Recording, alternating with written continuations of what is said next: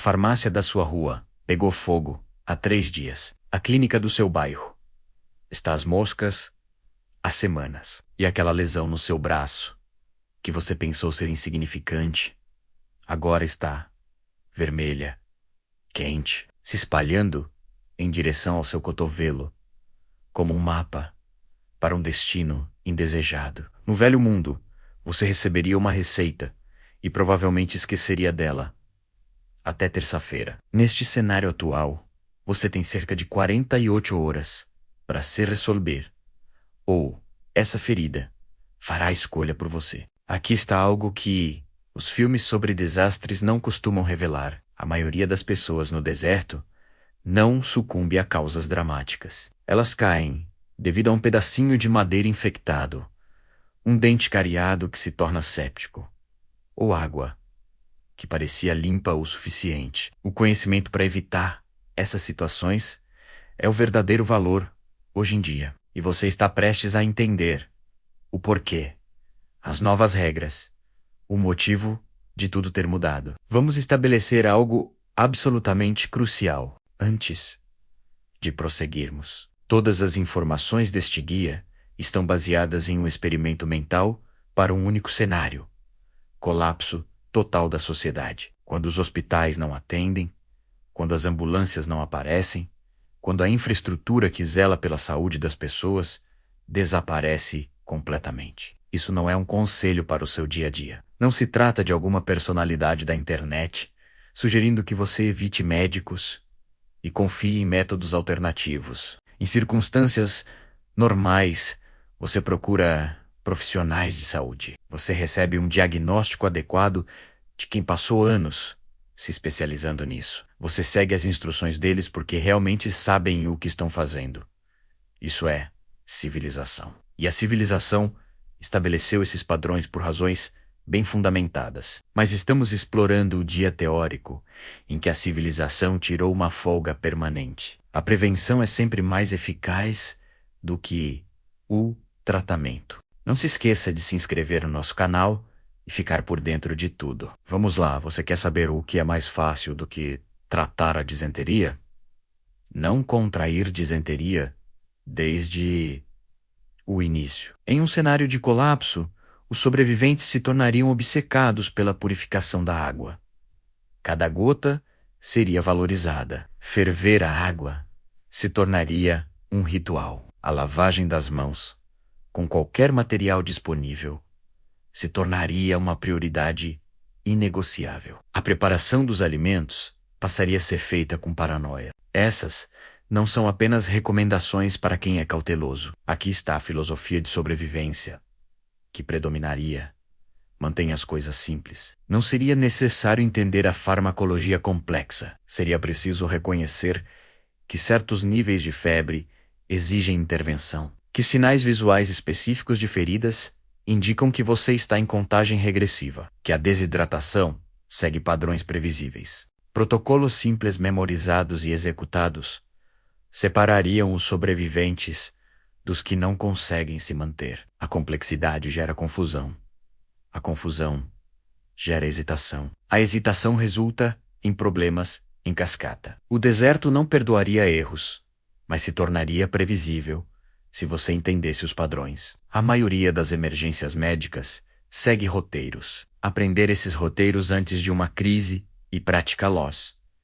Enquanto ainda existem recursos, cria reflexos quando o pânico tenta tomar conta. Agora, vamos discutir o que aconteceria quando a prevenção falhasse, pois eventualmente ela falhará. A busca por medicamentos se tornaria uma busca desesperada. As farmácias abandonadas pareceriam ter sido atingidas por tornados, porque na verdade seriam tornados humanos, pessoas desesperadas, com crianças doentes, pais à beira da morte e suas próprias condições não tratadas, gritando por socorro. Elas levariam primeiro as coisas óbvias, os narcóticos, os estimulantes, qualquer item que tivesse valor de mercado ou reconhecimento imediato, desapareceria nas primeiras 72 horas. Mas aqui está o que a maioria das pessoas não entenderia sobre farmácias. Os itens valiosos frequentemente estão nas prateleiras mais sem graça, nas seções que ninguém considera até precisar realmente do que há ali. Os antibióticos seriam a prioridade absoluta. Os medicamentos genéricos que tratam infecções bacterianas antes que se espalhem pela corrente sanguínea e se tornem pesadelos sistêmicos. Os sobreviventes memorizarão nomes como amoxicilina, acitromicina e ciprofloxacino. Esses nomes fazer a diferença entre uma ferida infectada e a perda de um membro devido à necrose em expansão. Compreender os protocolos de dosagem adequados será crucial. Os tratamentos padrão, geralmente impressos nos frascos, se tornariam textos sagrados. O conceito de completar os tratamentos adequados, em vez de parar ao desaparecerem os sintomas, seria fundamental. O tratamento incompleto não elimina as infecções. Ele ensina as bactérias a sobreviverem na próxima tentativa. Os analgésicos e os redutores de febre viriam a seguir. As variedades de venda livre que cada lar nos Estados Unidos acumula, mas usa raramente até o fim. Remédios à base de ibuprofeno, paracetamol e naproxeno. Esses medicamentos reduzem a febre, gerenciam a dor e diminuem a inflamação que poderia tornar problemas de mobilidade permanentes. Estariam presentes em armários de banheiro, gavetas de cozinha, kits de primeiros socorros, compartimentos de glove e gavetas de mesa em todo lugar, o que significa que estariam simultaneamente em todos os lugares e em lugar nenhum, dependendo de quantos outros saqueadores chegassem primeiro. Compreender os limites máximos de segurança diária evitaria trocar alívio temporário por danos silenciosos aos órgãos. Os antihistamínicos mereceriam mais respeito do que inicialmente receberiam, pois reações alérgicas severas poderiam evoluir de desconfortáveis para ameaçadoras à vida em menos de 15 minutos. A anafilaxia, por exemplo, fecha as vias aéreas e diminui a pressão arterial mais rápido do que você poderia correr em busca de ajuda que não existe. Medicamentos do tipo difenidramina lidariam com a maioria das reações alérgicas antes que elas se agravassem. Além disso, eles também funcionam como AIDS para o sono quando o estresse e os pesadelos impedem o descanso. Ferramentas multifuncionais seriam extremamente valiosas. Itens de uso único se tornariam luxos que ninguém poderia se dar ao luxo de ter. Antissépticos e suprimentos para cuidados com feridas formariam a linha de frente na prevenção de infecções. Peróxido de hidrogênio, que espumaria ao oxidar bactérias. Álcool em gel que arde, mas esteriliza os tecidos. Soluções de iodo que lidam com ameaças de espectro mais amplo. Gases e fita médica. Esses produtos estariam nas seções de primeiros socorros, armários de banheiro e closets de manutenção. A maioria das pessoas os comprou, mas raramente usou muito, o que significa que o suprimento ainda existiria se você procurasse de maneira sistemática, em vez de frenética. Além disso, você não seria a única pessoa a perceber que as farmácias contêm suprimentos valiosos. Outros sobreviventes teriam a mesma ideia. Alguns chegariam antes de você. Outros poderiam estar lá quando você chegasse. Cada farmácia seria um potencial ponto de conflito. A estratégia seria entrar com um plano, adquirir as necessidades específicas e sair rapidamente, sem se deixar levar pela ganância. A ganância torna você lento e previsível. Mas os produtos farmacêuticos não seriam a única opção. A natureza era a farmácia original e continuaria a operar. A farmácia da natureza. Medicamentos antigos crescendo sob os pés. Antes dos remédios virem em frascos, âmbar com tampas à prova de crianças. Eles cresciam na terra e sob a luz do sol. E ainda estariam lá. O deserto estaria repleto de remédios, caso você conseguisse treinar seus olhos para reconhecê-los. O problema, e ele é significativo, é que as plantas são traiçoeiras. Algumas curam, outras prejudicam. Algumas se parecem virtualmente idênticas, até que você enfrente consequências irreversíveis. A Mãe Natureza não rotula seus produtos com ingredientes e avisos. Ela esperaria que você fizesse a lição de casa. A regra inegociável da coleta de plantas é clara.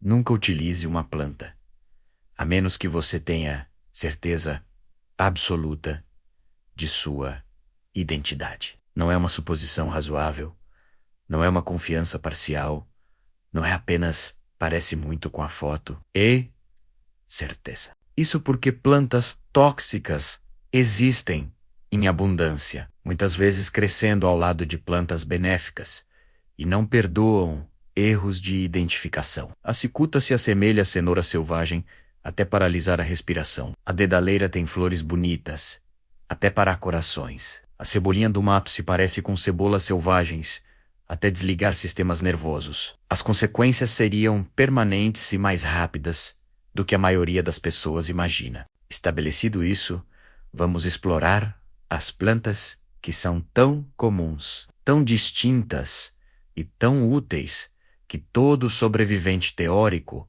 deve conhecer. A casca de salgueiro seria o equivalente ao ácido acetilsalicílico antes de existir em laboratórios. A casca interna contém salicina, que os corpos convertem em ácido salicílico, o composto ativo na aspirina. Sobreviventes despregariam finas tiras de casca de salgueiro e a ferveria em água para fazer um chá, criando um analgésico e redutor de febre que os humanos usam há milênios. A preparação seria simples: casca mergulhada em água fervente. O sabor seria amargo e lenhoso, como se estivesse bebendo uma árvore, mas funcionaria para dores de cabeça, dores musculares, dor nas articulações e controle da febre, quando as opções farmacêuticas não estivessem disponíveis. A cautela seria evitar o uso excessivo, que irrita o revestimento do estômago, assim como acontece com o consumo excessivo de aspirina. A praga do plátano.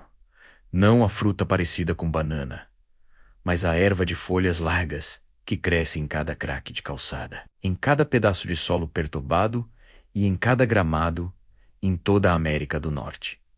Você já pisou nela milhares de vezes, sem perceber. O plátano seria reconhecido como um cicatrizante que exércitos antigos carregavam. Suas folhas contêm alantoína, que promove a regeneração dos tecidos, e mucilagem, que acalma a inflamação. A aplicação seria rudimentar. Amassar folhas frescas até formar uma pasta e aplicar diretamente em cortes, arranhões, picadas de insetos, mordidas e queimaduras leves. Isso reduziria o inchaço, aceleraria a cicatrização e proporcionaria alívio da coceira. Esse recurso estaria disponível em qualquer lugar e seria impossível de eliminar completamente. O dente de leão seria a erva do quintal, contra a qual os proprietários suburbanos travavam guerra. Cada parte do dente de leão seria reconhecida como comestível e nutritiva. Suas folhas contêm altos níveis de vitaminas. A C e K, a NA, vitamina C. Previne a escorbuto, aquela doença que faz as gengivas sangrarem e os dentes amolecerem. O escorbuto aparece após cerca de 3 meses, sem vitamina C. As folhas do dente da lao ajudariam a preveni-lo. As raízes poderiam ser torradas, moídas e preparadas como um substituto de café. O dente de leão cresceria em qualquer lugar, prosperando em solos perturbados e áreas negligenciadas. Perfeito para pessoas sobrevivendo em ambientes degradados e esquecidos. A milenrama seria conhecida como a erva dos soldados, usada em campos de batalha durante milênios para tratar hemorragias antes da medicina moderna existir. Você encontraria a milenrama em campos e prados, com seus grupos de flores distintas em folhas finas. A planta contém substâncias químicas que promovem a coagulação do sangue e contraem vasos sanguíneos. Para feridas hemorrágicas, folhas de milenrama esmagadas, aplicadas diretamente, ajudariam a formar coágulos mais rapidamente. Também teria propriedades antimicrobianas leves. Não é um substituto para o fechamento adequado de feridas, mas para feridas venosas e capilares seria significativamente melhor do que nada.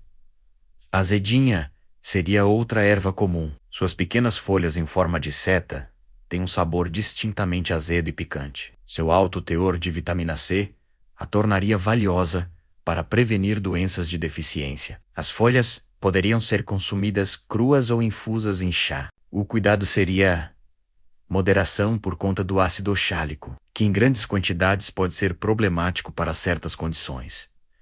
Aqui está a realidade perigosa. Para cada planta, útil múltiplas plantas tóxicas crescem em ambientes idênticos, às vezes parecendo notavelmente semelhantes. A cicuta pode se assemelhar a plantas benéficas. A beladona possui frutas atraentes, que causam reações severas. A raiz da cobra branca parece inofensiva até causar problemas sérios. Antes aprenderia com guias de campo que possuem fotografias coloridas de alta qualidade, mostrando plantas em diferentes estágios de crescimento. Praticar a identificação quando não há desespero. Quando há tempo para comparar cuidadosamente e confirmar múltiplas características, colher em áreas afastadas de estradas, locais industriais e zonas agrícolas onde a contaminação é provável. E se houver qualquer dúvida, não use ou coma. Não toque, mesmo que você suspeite que possa causar reações de contato. A fome seria temporária e gerenciável. A intoxicação seria permanente e severa. A medicina natural também careceria de padronização. A força do chá de casca de salgueiro dependeria da espécie da árvore, da estação, da parte da casca utilizada, do tempo de infusão e de fatores incontroláveis. As empresas farmacêuticas gastam bilhões garantindo que cada comprimido contenha exatamente a dose medida. A mãe natureza não se preocuparia com padrões de controle de qualidade. Portanto, ao usar remédios de plantas, os sobreviventes começariam com quantidades menores, observando as reações do corpo, e ajustariam com base nos efeitos reais, em vez de suposições. Mais lento e menos preciso, mas substancialmente melhor do que ter nada. O armazenamento de remédios forrageados se tornaria essencial. As plantas precisariam ser preservadas. Os sobreviventes secariam as plantas completamente em locais quentes, escuros e bem ventilados. A luz solar direta degrada os compostos medicinais. Uma vez completamente secas, o armazenamento seria feito em recipientes selados, longe da luz, calor e umidade. Tudo seria claramente rotulado com nome e data, pois, meses depois, quando estivessem estressados e cansados, precisando de algo específico, ninguém se lembraria de qual frasco sem etiqueta contém qual planta. No entanto, saber de onde vem a medicina só seria útil se você entendesse quando e como usá-la. Vamos explorar os cenários específicos que testariam esse conhecimento. Febre, lendo o sistema de alerta do seu corpo. São 3 da manhã e você está ardendo. Não é uma metáfora. Sua pele irradia calor como uma fornalha.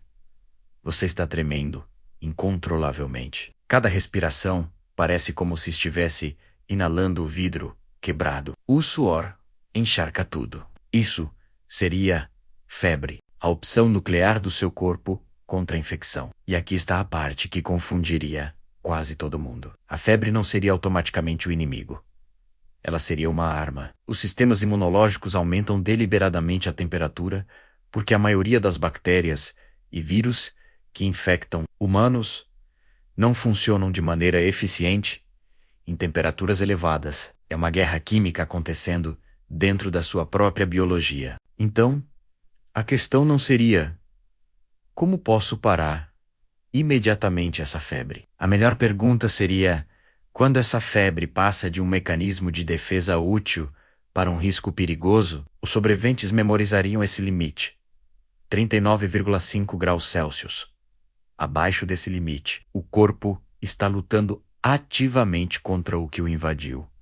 E esse processo deve continuar. Manter a hidratação seria absolutamente crítico, pois a febre aumenta a perda de fluidos por meio do suor e da respiração. Descanse o máximo possível, dando ao sistema imunológico energia para se concentrar nas ameaças. Monitore a temperatura regularmente, para verificar se está subindo ou estável. Acima de 103 F, você estaria entrando em um território perigoso, onde a febre se torna uma ameaça. Temperaturas altas sustentadas podem causar convulsões. O dano cerebral se tornaria um risco real. Múltiplos sistemas orgânicos começariam a apresentar dificuldades sob estresse térmico. Intervenções se tornariam necessárias. As opções farmacêuticas dependeriam inteiramente do que foi adquirido. Os medicamentos da classe do paracetamol seriam uma abordagem. Os medicamentos à base de ibuprofeno seriam outra. Ambos funcionam por meio de mecanismos diferentes, mas alcançam resultados semelhantes. Trazer a temperatura elevada de volta para a faixa normal. Compreender a dosagem adequada e os limites máximos de segurança seria um conhecimento crítico. Exceder esses limites de segurança causa danos aos órgãos que se acumulam silenciosamente até que os sistemas falhem. Sem opções farmacêuticas, abordagens naturais incluiriam o chá de casca de salgueiro, preparado como descrito anteriormente. Ele funciona no mesmo caminho químico que a aspirina, atuando na redução da febre, só que de maneira mais lenta, menos previsível em termos de força e exigindo mais preparo do que engolir um comprimido. O resfriamento externo forneceria outra intervenção que muitas vezes as pessoas esquecem. Panos molhados e mornos colocados na testa, na parte de trás do pescoço, nos pulsos e na parte superior dos pés, ajudariam a dissipar o calor. Morno, não gelado. O objetivo seria reduzir gradualmente a temperatura, não chocar o sistema com frio extremo. Quedas rápidas de temperatura poderiam desencadear tremores intensos, que são um mecanismo do corpo para gerar calor, obviamente derrotando todo o propósito. Os panos seriam trocados regularmente à medida que aquecessem. Mas aqui está a parte crítica. A febre seria um sintoma que aponta para uma causa subjacente, e não a doença em si. Algo estaria causando essa febre. Uma infecção bacteriana de uma ferida, água contaminada introduzindo patógenos, alimentos estragados alimentando bactérias nos sistemas digestivos, infecção respiratória oriunda de fatores ambientais. Você poderia tratar os sintomas da febre o dia todo, com todos os métodos disponíveis. Mas se não identificar e lidar com a causa real, você estaria apenas comprando um tempo temporário. A febre retornaria, provavelmente pior, até que o problema raiz fosse resolvido. Isso nos leva diretamente à causa mais comum de febres em ambientes de desolação. Feridas infectadas que receberam tratamento inicial inadequado. Feridas infectadas, o protocolo abrangente. Imagine que você cortou a mão em um metal enferrujado, enquanto buscava recursos em um prédio em colapso. Sangrou, o que parecia positivo porque sangrar limpa feridas naturalmente. Você a envolveu em um pano relativamente limpo. Achou que lidaria com isso corretamente mais tarde, quando tivesse mais tempo e melhores suprimentos. 2 dias se passam. A ferida está vermelha, inchada, quente ao toque, quando você pressiona perto dela. Há secreção, turva, a vermelhidão está se espalhando para fora do local da ferida em listras semelhantes a dedos, subindo pelo seu braço. Essas listras vermelhas seriam linfangi. A infecção usa os vasos linfáticos como rodovias para se espalhar em direção à corrente sanguínea. Você teria talvez 48 horas, possivelmente menos, antes que isso se transformasse de uma infecção localizada para septicemia. E septicemia, sem cuidados intensivos modernos, as chances de sobrevivência cairiam drasticamente. Então, vamos voltar e explorar como isso seria tratado corretamente desde o início. O primeiro passo deve ocorrer imediatamente após a lesão. Limpar a ferida completamente, e não depois, mas agora, enquanto está fresca. Água limpa seria utilizada, idealmente fervida e resfriada, mas água da torneira, se for a única disponível. Sabão, se houver, o objetivo seria a remoção física de contaminantes, sujeira, detritos, bactérias, qualquer coisa que tenha sido introduzida durante a lesão. Uma boa esfregação. Sim, é desconfortável. Sim, arde, mas um desconforto temporário é sempre melhor do que complicações permanentes. Enxague bem. Tire tudo de lá. Segundo passo é desinfetar adequadamente. O peróxido de hidrogênio vertido diretamente vai espumar e borbulhar vigorosamente. Essa é a ação química que oxida e destrói as bactérias. O álcool em gel queima intensamente, mas elimina tudo o que toca. A solução de iodo seria a ideal, pois lida com ameaças de espectro mais amplo. Nenhum desinfetante comercial. Álcool etílico de alta graduação, acima de 60%, seria usado. Não é o ideal, não é projetado para esse fim, mas é eficaz o suficiente para fazer a diferença. O terceiro passo é aplicar antimicrobianos naturais, se disponíveis.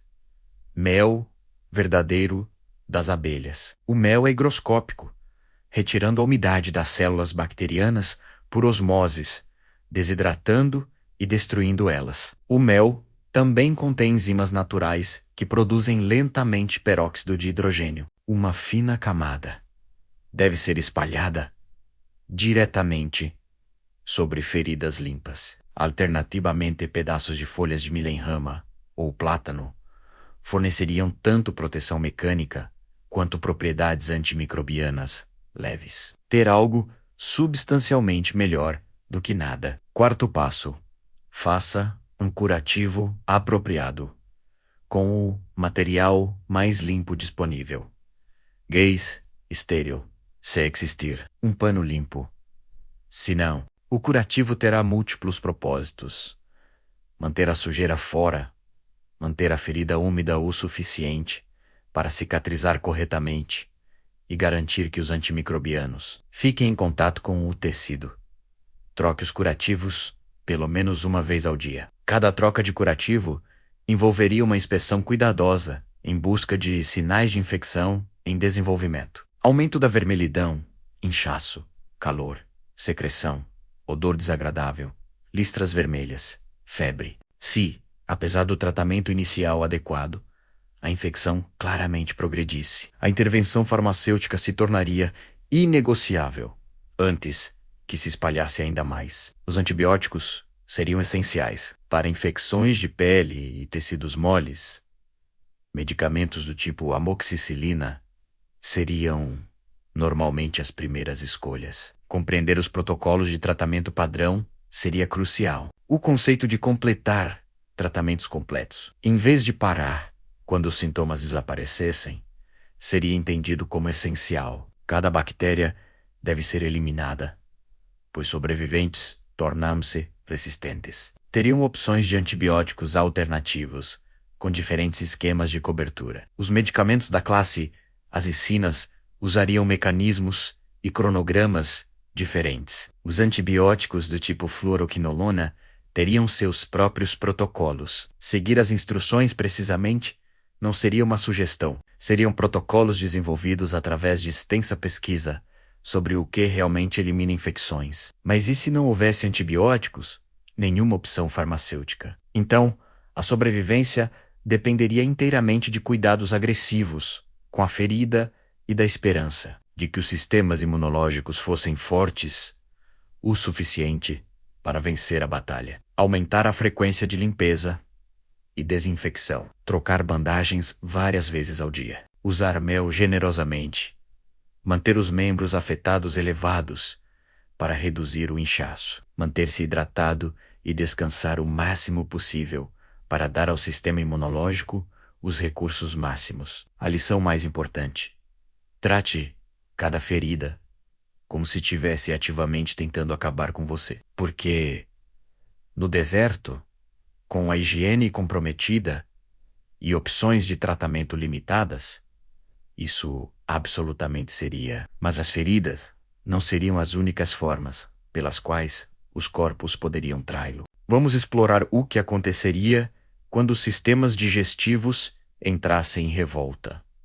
A disenteria, a ameaça silenciosa, a água parecia perfeitamente limpa, cristalina, sem partículas visíveis, sem cheiro óbvio. Você estava à sede após um longo dia de busca. Bebeu profundamente. 6 horas depois, você estaria passando pelo que só pode ser descrito como uma guerra intestinal, diarreia severa, cólicas dolorosas, possivelmente vômito, talvez febre. Poderia ser contaminação bacteriana, poderia ser infecção viral, poderia ser parasitas. Do ponto de vista do tratamento, isso não importaria inicialmente. O que importaria seria este único fato: a diarreia seria responsável por mais mortes em situações de sobrevivência do que quase qualquer outra coisa. Não porque é diretamente letal em si mesma, mas porque desidrata a uma velocidade aterrorizante. E a desidratação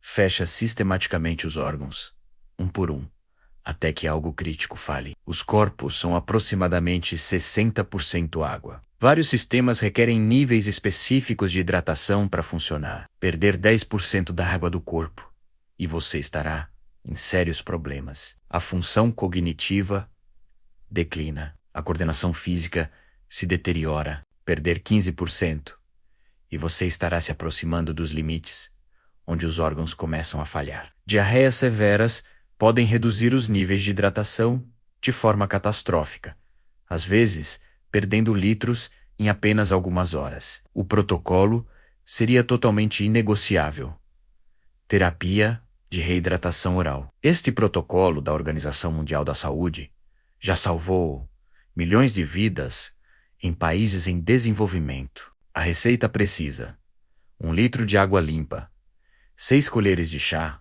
cheias de açúcar, meia colher de chá cheia de sal, misturados cuidadosamente até tudo se dissolver, consumidos de forma constante. O açúcar e o sal seriam absolutamente indispensáveis. Eles desempenhariam um papel crítico, ajudando as células intestinais a absorver água. Sem eles, a água passaria diretamente pelos sistemas digestivos sem ser absorvida. E a desidratação continuaria, não importando quanta água fosse consumida. Isso é chamado de equilíbrio osmótico e seria a diferença entre reidratação eficaz e consumo fútil de água. As misturas seriam feitas conforme necessário, pequenos goles ao longo do dia, correspondendo ou superando o que está sendo perdido. A cor da urina seria o indicativo de hidratação. Amarelo pálido significa hidratação adequada. Amarelo escuro ou âmbar significa que você está ficando para trás. Marrom significa problemas sérios. Nenhuma urinação de forma alguma indica crise e falência renal. O instinto predominante seria parar a diarreia imediatamente para bloquear a saída. Medicamentos antidiarreicos existiriam para esse propósito. Eles reduzem dramaticamente a motilidade intestinal e são eficazes. Eles param a diarreia de forma eficiente. Mas aqui está a compreensão crítica que poderia salvar vidas. Se a diarreia for causada por infecção bacteriana, detê-la poderia aprisionar essas bactérias dentro dos intestinos. Os corpos estariam tentando expulsar invasores o mais rápido possível. O que a diarreia seria, na verdade, uma evacuação de emergência biológica. Bloquear todas as saídas significaria que as bactérias continuariam se multiplicando nos intestinos, produzindo mais toxinas e causando mais danos, enquanto são impedidas de sair. Isso é chamado de equilíbrio osmótico, e seria a diferença entre reidratação eficaz e consumo fútil de água. Os medicamentos antidiarreicos seriam usados com cautela e de forma inteligente. Febre acompanhada de diarreia sugeriria infecção. Sangue nas fezes indicaria danos intestinais, provavelmente causados por bactérias. Dor abdominal severa, além de cólicas normais, sugeriria algo mais sério. Nesses casos, o foco seria exclusivamente na reidratação e na letargia do processo de expulsão do corpo. Os medicamentos antidiarreicos só seriam utilizados para causas virais claras, ou quando os sintomas precisassem ser interrompidos temporariamente por motivos específicos. Se a disenteria bacteriana fosse fortemente suspeitada e antibióticos estivessem disponíveis, medicamentos da classe fluoroquinolonas seriam normalmente eficazes contra as causas comuns. Compreender os cursos de tratamento adequados seria essencial. A prevenção continuaria sendo infinitamente mais fácil do que o tratamento. Ferver cada gota de água por vários minutos em ebulição contínua, por mais tempo, em altitudes significativas. Usar pastilhas de purificação de água, se disponíveis. Lavar as mãos meticulosamente antes de comer e após usar o banheiro. Usar sabão, se houver. Cinzas de madeira criando a lixívia que mata bactérias. Areia fornecendo limpeza física. Cozinhar todos os alimentos completamente. Não comer vegetais crus, a menos que lavados em água purificada. Não beber de riachos, lagos ou rios sem tratamento, independentemente de quão puros eles pareçam. Essas regras podem parecer tediosamente óbvias, mas, após dias no deserto, quando você estiver exausto e faminto, e a água da corrente parecer incrivelmente limpa e convidativa, a tentação de pular etapas será intensa, de buscar atalhos, de se convencer de que provavelmente está tudo bem. Mas a diarreia não se importaria com quão cansado você está, ou quão razoáveis suas justificativas parecem. Os sistemas digestivos não são equipamentos opcionais. Protegê-los seria uma prioridade de sobrevivência. O conhecimento final, a única ferramenta que nunca quebra. Você poderia acumular antibióticos, poderia memorizar todas as plantas comestíveis na sua região. Você poderia praticar o cuidado com feridas até que as mãos não tremessem mais. Mas aqui está a verdade que separaria sobreviventes de vítimas. Os suprimentos se esgotam. Os comprimidos vencem. Os curativos são usados. O único recurso que nunca se esgota é o conhecimento corretamente aprendido e praticado regularmente. Materiais de referência seriam fundamentais. Onde não há médico, é especificamente projetado para áreas sem acesso a cuidados médicos. Aprender a anatomia básica. Praticar habilidades antes de serem necessárias. Montar kits de primeiros socorros completos com antibióticos, analgésicos, antihistamínicos, antissépticos e suprimentos para cuidados com feridas. Armazenar tudo corretamente em recipientes à prova d'água. Verificar anualmente e substituir itens vencidos. Mais importante ainda, essa exploração não substitui os profissionais de saúde. Em uma sociedade funcional, utilize esse conhecimento existe como preparação teórica para quando essas opções não estiverem disponíveis. Para quando você estiver sozinho, ferido e sem opções. O deserto só se importaria se você soubesse o suficiente para lidar com a próxima crise. Você agora possui o conhecimento teórico, os conceitos, a compreensão, porque quando a catástrofe ocorre, ela acontece rapidamente. E aqueles que sobreviverão são os que sabem o que fazer quando tudo o mais falhar.